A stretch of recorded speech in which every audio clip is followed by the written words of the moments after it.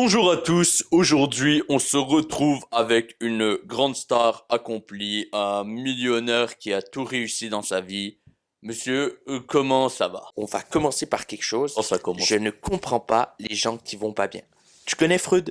Ouais, ouais, c'est le psy. Voilà. En fait, moi je l'ai rencontré, longue histoire, mais vite fait, il était venu approfondir ses connaissances. Il trouvait pas d'université dans laquelle aller étudier. Donc au final, c'est moi qui lui ai donné ses cours. Ah ouais. Ouais, ouais. Bon, voilà. Donc, après les 4 heures de classe, on a eu une petite discussion. Tu vois, j'étais d'une période de ma vie où j'allais pas trop bien à l'époque. Voilà, c'était plus compliqué. Donc, on a eu une discussion sur la déprime, les journées où tu vas pas bien. Et figure-toi que ce qui m'a expliqué, en fait, c'est que les gens qui ne vont pas bien, c'est qu'ils ne veulent pas bien aller. En fait, c'est super simple. Si tu veux bien aller, tu vas bien aller. C'est génial comme astuce ça. Donc tu disais que t'avais eu une relation difficile avec ton père. Ouais, voilà.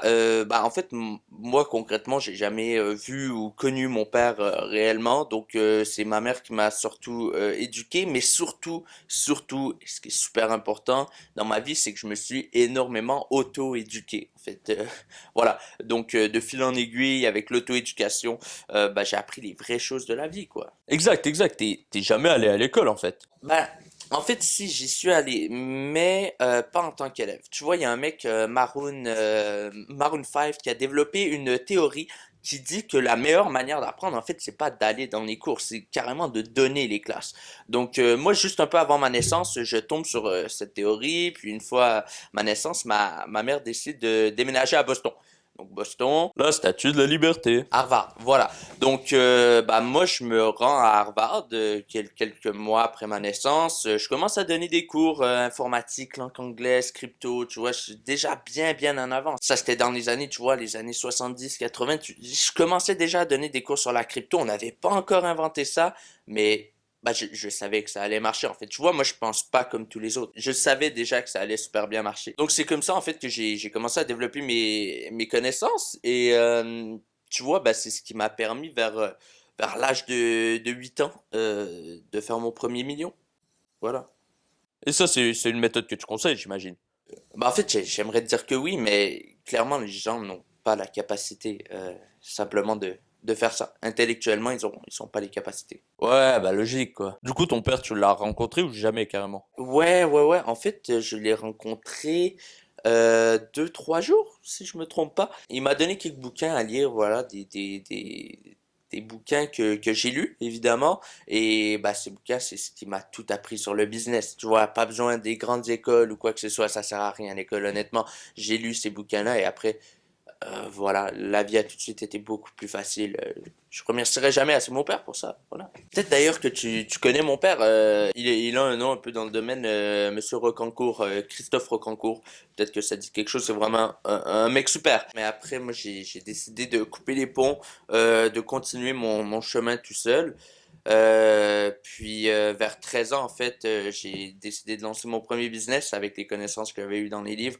Et voilà, j'ai lancé ma première startup vers 13 ans, quoi. Ah ouais, t'es précoce. Ouais, bah c'est comme ça que ma femme m'a toujours décrit en vrai. Euh, ok. Ouais. Tu te souviens tout à l'heure quand je te disais que j'avais commencé à donner des cours étant jeune, ma manière de m'auto-éduquer, tout ça. Yes. Yes. Après un cours de 36 heures, c'était un cours dans l'informatique ou dans la crypto, justement. Après un cours de 36 heures, il y a un mec qui vient me voir, il commence à me poser des questions sur la physique. Moi, à l'époque, je n'avais jamais étudié ça, j'avais pas encore donné mes premiers cours de physique. Mais tu vois ce qu'on disait tout à l'heure avec Freud. Bah ouais, quand on veut, on peut. Voilà, exactement. La question, je me souviens plus exactement, mais on s'en fout, c'est une question sur des réacteurs de fusée, je sais pas trop quoi. Mais le plus important, c'est, tu connais peut-être ce gars-là, peut-être qu'un certain Elon Musk, ça te dit quelque chose. C'est peut-être quelqu'un que tu connais. Voilà, c'était Elon Musk et je venais de lui donner une des clés pour réussir à construire son premier réacteur. Tu vois, les réacteurs qui atterrissent tout seuls. Sans le conseil que je lui ai donné, en fait, on serait pas rendu à ce niveau technologie, je pense bien.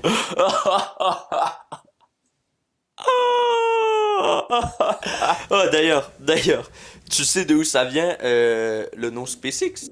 Alors là, pas du tout. Bah j'imagine space c'est pour espace, mais X je sais pas du tout. Space, c'est l'espace, mais X, En grec ancien, si tu le multiplies par 35 avec la puissance 23 au carré de la division sur 9, bah, ça donne littéralement mon nom, en fait. Donc, c'est une petite dédicace comme ça qu'il a placée dans le nom de son entreprise pour la réponse que je lui ai donnée, ce qui lui a permis de faire ses premières avancées dans la science et devenir l'homme qu'il est rendu aujourd'hui. Ah ouais. Bien sûr, bien sûr. Attends. Musk, il est jamais allé à Harvard, il me semble. Si, si, mais personne ne le sait, en fait. Mais si. Du coup, si t'avais un conseil à donner aux jeunes, ça serait quoi? Ah, c'est super simple. Arrêtez d'être pauvre. Ouais, ok, mais comment concrètement arrêter d'être pauvre? Tu vois, c'est ça qui m'énerve avec les gens normaux, les gens qui n'ont pas d'ambition.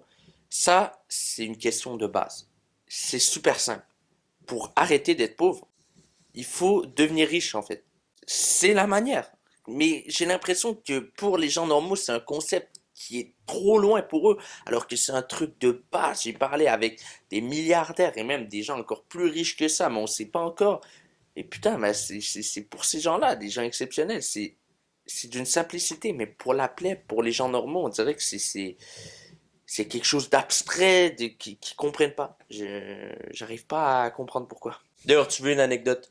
Carrément! L'autre jour, je passais devant un lycée, l'heure du midi, tout ça, et tout le monde se met à crier, à venir proche des grillages. Ils disent, ah, c'est le mec de TikTok, c'est le mec de TikTok. Moi, je suis super pressé à ce moment-là. Les enfants me demandent une conférence, et là, la CPE vient me voir, elle me dit, ouais, les enfants vous réclament.